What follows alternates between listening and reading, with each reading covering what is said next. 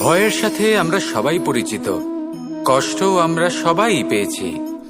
কখনো কখনো আমরা অসুস্থ হয়ে পড়ি, আর এমন সময় হলে মাতার মমতা, কখনো বাবার স্নেহ, কখনো বন্ধুদের পাশে থাকার অনুভূতি আমাদের রোগ নিরাময়ে সাহায্য করে। কখনো যদি আমরা নিরাশ হয়ে পড়ি, তখন যদি আমাদের কোনো আপনজন আমাদের দুটো ভালো কথা বলে, তখন আমাদের মনোবল বেড়ে যায়। ঠিক তেমন সংসারের এই রঙ্গমঞ্চে যদি আপনি পীড়িত অনুভব করেন,